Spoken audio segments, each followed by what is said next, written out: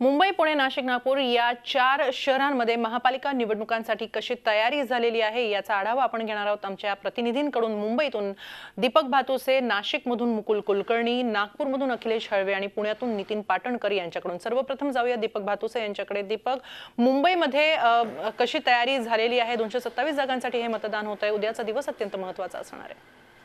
हिमाली, प्रामुख्याने शांततेत निवडणूक पार पाडण्याबरोबरच मतदान जास्तीत जास्त वाढावं याच्यासाठी निवडणूक आयोगाने या निवडणुकीत जय्यत तयार केलेली आपल्याला पाहायला मिळते।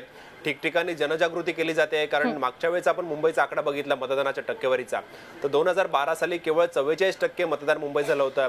आणि अनुभव असा आहे की प्रशासनातर्फे सुट्टी दिली जाते आणि खाजगी संस्था ज्या आहेत, खाजगी कंपन्या आहेत, त्या सुद्धा मतदानाच्या दिवशी मतदान करावं लोकांनी म्हणून सुट्टी देतात।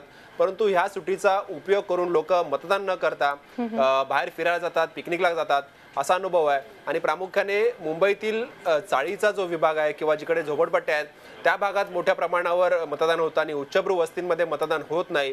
आणि त्यामुळे यावेळेला निवडणूक आयोगाने उच्चभ्रू वस्तींमध्ये आणि मध्यमवर्गीय जे आहेत त्यांच्यामध्ये जनजागृती केलेल्या मोठ्या प्रमाणावर की तुम्ही बाहेर पडा आणि मतदान करा आणि नंतर तुम्हाला जी काही तुमची सुट्टी एन्जॉय करायची ती सुट्टी एन्जॉय करा, पण मतदानाचा जो हक्क आहे तो हक्क तुम्ही बजावा, अशा पद्धतीने जनजागृती केली। आणि प्रशासनाचा प्रयत्न आहे, निवडणूक आयोगाचा प्रयत्न आहे की जास्तीत जास्त लोकांनी मतदान करावं आणि मुंबईतला जो मतदानाचा टक्का आहे जो 44% गेल्या वेळेला होता तो वाढावा असा प्रयत्न आहे।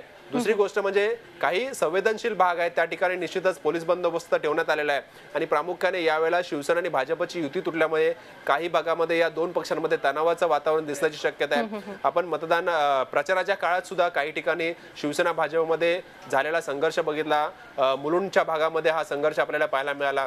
त्यामुळे मतदानाच्या दिवशी सुद्धा अनेक ठिकाणी हा संघर्ष होण्याची शक्यता पोलिसांना वाटते आणि त्यामुळेच अशा भागामध्ये जास्त पोलीस बंदोबस्त तैनात करण्यात आला आहे। आणि असा कुठलाही अनुचित प्रकार घडू नये म्हणून पोलीस यंत्रणा ही पूर्णपणे सज्ज आहे। त्याचबरोबर निवडणुकीची जी यंत्रणा आहे, जवळपास 38 मतमोजणी केंद्र मुंबईत असणार आहे, ठिकठिकाणी ज्या ठिकाणी मतमोजणी होणार आहे। नक्कीच मुंबईप्रमाणेच पुण्यामध्येही किंवा पुणे महानगरपालिकेची निवडणूक सुद्धा तितकीच महत्त्वाची आहे। पुण्यामध्ये काय स्थिती आहे जाणून घेऊया आमचे प्रतिनिधी नितीन पाटणकर यांच्याकडून। नितीन, पुण्यामध्ये काय स्थिती आहे? मतदानासाठी उद्याच्या निवडणुकीसाठी कशी तयारी झाली आहे? हेमाली, पुण्यामध्ये साधारणतः 3500 म्हणजे 3400 मतदान केंद्र आहेत आणि या मतदान केंद्रांवरती 20,000 कर्मचारी तैनात करण्यात आलेले आहे। आज संध्याकाळीच हे सर्व कर्मचारी त्या मतदान केंद्रावर पोहोचलेले आहेत। उद्या सकाळी मतदानासाठी ते सज्ज आहेत। या मतदान केंद्रांपैकी 145 मतदान केंद्र जी आहेत ती संवेदनशील आहेत। पुण्यात कुठलंही मतदान केंद्र अतिसंवेदनशील नाही आहे। हे 20,000 कर्मचाऱ्यांच्या व्यतिरिक्त हजारो पोलीस देखील बंदोबस्तासाठी तैनात असणार आहेत। SRPचे तुकडे असतील किंवा इतर फोर्सेस असतील त्या देखील तैनात आहेत। रिझर्व्ह फोर्सेस देखील आहेत। पुण्यामध्ये मतदान केंद्रांवरती देखील तयारी करण्यात आलेली आहे। अपंग जे असतील त्यांच्यासाठी रॅम्प उभारण्यात आलेले आहेत, पाण्याची व्यवस्था करण्यात आलेली आहे। त्याचबरोबर पुण्यात काही 2 दिवसांपासून उन्हाचा कडाका वाढलेला आहे, त्यामुळे सावलीची देखील व्यवस्था महापालिकेनं किंवा प्रशासनाने मतदारांसाठी केलेली आहे। आता एवढी व्यवस्था केल्यानंतरही मतदानाचा टक्का वाढेल का याबद्दल साशंकता आहे, कारण मागच्या निवडणुका पाहिल्या तर 50 ते 55% आसपासच पुण्यात मतदान होतंय। पुणे सुसंस्कृत शहर आहे,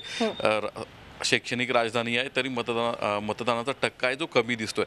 त्यामुळे त्या दृष्टीने देखील महापालिकेनं किंवा प्रशासनाने प्रयत्न केलेले आहेत। त्यासाठी विविध संघटना पुढे आलेल्या आहेत। हॉटेल व्यावसायिकांनी कॅशमध्ये डिस्काउंट द्यायचं ऑफर दिलेली आहे, स्वीट डिश फ्री द्यायची ऑफर दिलेली आहे। पेट्रोल आणि डिझेल असोसिएशननी 1 लिटर पेट्रोल फ्री द्यायची ऑफर दिली आहे। त्याचबरोबर मल्टीप्लेक्स जे चालक आहेत त्यांनी देखील तिकिटांमध्ये 15% सवलतीची ऑफर दिलेली आहे। आता या सर्व सवलतीनंतर ह्या जय्यतनंतर उद्या किती मतदार बाहेर पडतात ते पाहणं महत्त्वाचं ठरणार आहे। यावेळी पुण्यामध्ये 26.5 लाख मतदार आहेत आणि साधारणतः 1.5 ते 2.5 लाख नवीन मतदार आहेत जे पहिल्यांदाच मतदान करतायत। तर या नवीन मतदारांमुळे काय फरक पडतोय का ते उद्या आकडेवारी पाहिल्यानंतर ठरेल। यानंतर आपण जाणार आहोत नाशिकमध्ये। आमचे प्रतिनिधी मुकुल कुलकर्णी तिथे आहेत। मुकुल, नाशिकमध्ये देखील काही ऑफर्स देण्यात आलेल्या आहेत काही व्यावसायिकांकडून मतदानाचा टक्का वाढवण्यासाठी। या व्यतिरिक्त नाशिक कसं सज्ज आहे उद्याच्या निवडणुकीसाठी? हेमाली, नाशिकचं विजयानंद आणि दामोदर हे 2 टॉकीज आहेत जिथे 20% सूट दिली जाणार आहे। आणि त्याचबरोबर हॉटेल असोसिएशनने एक निर्णय घेतलेला आहे की नाशिक जिल्ह्यामध्ये जेवढे हॉटेल्स आहेत त्या हॉटेलमध्ये जो कोणी मतदान करून येईल त्यांनी त्याच्या बोटावरची शाई दाखवली तर त्याला 10 ते 20% सूट ही त्याच्या बिलामध्ये दिली जाईल। खरं तर अशा प्रकारचं आमिष दाखवणं ही लोकशाहीसाठी एक प्रकारची शोकांतिकाच म्हणावी लागेल। आपण सुदृढ लोकशाहीसाठी प्रत्येकाने मतदानाचा हक्क बजवायला पाहिजे हे निवडणूक आयोग सांगतो, हा प्रत्येक नागरिकाचा हक्क आहे। दुसरीकडे जर आपण बघितलं तर नाशिक शहराचं जे प्रशासन आहे, महापालिका प्रशासन असो किंवा पोलीस प्रशासन, हे दोन्ही देखील सज्ज झालेले आहेत। जवळपास 3,500 पोलीस कर्मचारी उद्या संपूर्ण नाशिक शहरामध्ये तैनात असणार आहेत, ठिकठिकाणी मतदान केंद्रांवर तैनात असणार आहेत। 1407 मतदान केंद्रावर उद्या मतदान होत आहे, त्यातले 279 हे संवेदनशील आहेत तर 88 अतिसंवेदनशील आणि जवळपास 77 मतदार केंद्र असे आहेत जे क्रिटिकल म्हणून घोषित करण्यात आले आहेत। क्रिटिकल याचा अर्थ मागच्या निवडणुकीमध्ये अशा मतदान केंद्रावर एकतर प्रमाणापेक्षा जास्त मतदान झाले, एकाच पक्षाच्या बाजूने एकाच उमेदवाराच्या बाजूने मतदान झाले किंवा मतदानाचं प्रमाण अत्यल्प आहे, मतदानाचं प्रमाण कमी आहे। या ठिकाणी जास्त करून फोकस केला जाणार आहे। तिथे महापालिका प्रशासन असो किंवा पोलीस प्रशासन यांची करडी नजर तिथे राहणार आहे। जास्तीत जास्त मतदारांनी मतदानासाठी बाहेर यावं यासाठी गेल्या 8 दिवसापासून प्रयत्न सुरू आहेत, ते उद्याला देखील सुरू राहतील। एकंदरीतच 122 जागांसाठी 821 उमेदवार महापालिकेच्या रिंगणात उतरले आहेत। यानंतर जाऊया नागपूरमध्ये, आमचे प्रतिनिधी अखिलेश हळवे आहेत। अखिलेश, नागपूर कसं सज्ज आहे? अवघे काही तास उरलेले आहेत मतदानासाठी। खरं हिमालयन नागपूर हे मुख्यमंत्री देवेंद्र फडणवीस आणि केंद्रीय मंत्री नितीन गडकरी यांचं शहर असल्यामुळे इथली निवडणूक किती महत्त्वाची आहे हे वेगळ्याने सांगायची गरज नाही।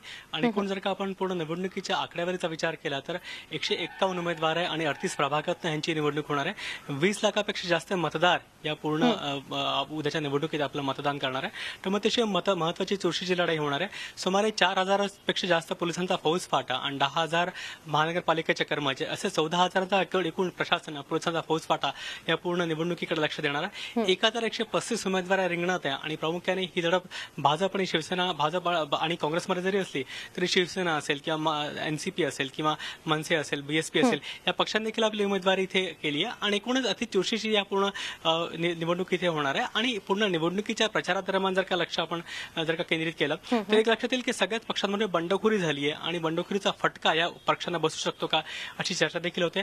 आणि सातत्याने काँग्रेसमध्ये या प्रकारे महानाट्य झालं आणि काँग्रेसच्या प्रदेशाध्यक्ष अशोक चव्हाण यांच्या शाही फेकाचा प्रकार झाला, त्यामुळे काँग्रेसची जी प्रतिमा ती कुठे डागाळली गेली आणि काँग्रेसला देखील मोठ्या प्रमाणात फटका बसू शकतो। त्यामुळे उद्याची निवडणूक कशा प्रकारे होतं आणि महत्त्वाचं म्हणजे मागच्या निवडणुकीत फक्त 52% मतदान झालं होतं, त्यामुळे या निवडणुकीत किमान 60% तरी मतदान व्हावं अशी अपेक्षा व्यक्त केली जाते। अखिलेश, दीपक, नितीन आणि मुकुल, आपण या चौघांनी 4ही महानगरपालिका निवडणुकांसंदर्भातल्या तयारीचा जो सविस्तर आढावा दिला त्याबद्दल खूप खूप धन्यवाद। झी 24 तास रहा एक पाऊल पुढे।